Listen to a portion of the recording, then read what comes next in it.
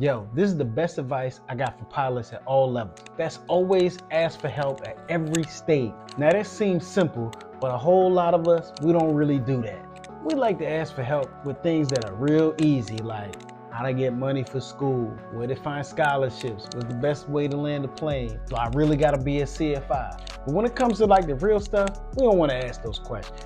But instead, we tend to wait till it gets to the point of no return, and then we try to ask for a Hail Mary or some help that really isn't possible. So it frustrates me when people ask me, hey, I just failed out of training, or I'm about to fail out of training, and now I need help.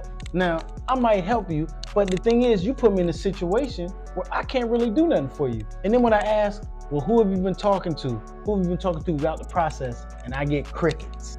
By that point, it's too late, and it's almost nothing that can be done to get you out of your situation, because you're on your way out the door. So that's why we got to make sure we get our pride out of the way and admit when things are getting hard at the beginning. As soon as you recognize something's going wrong, as soon as you recognize you don't understand them, you should be talking to somebody, because that way someone will be able to step in and help you and guide you in the right way before it gets too bad.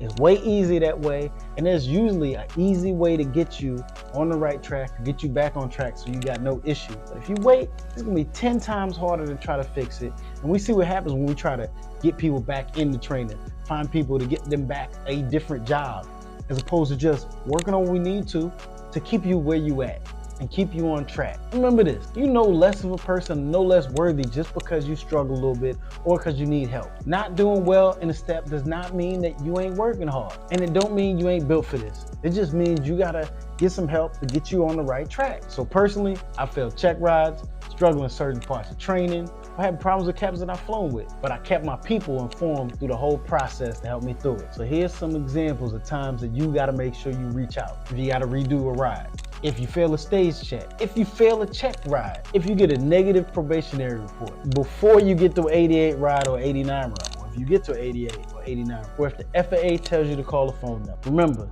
you lose no points for asking for help. And even if you make it past these bumps without asking for help, it builds a real bad habit pattern of trying to make it through just because you think, oh, I don't need help, I can make it through it.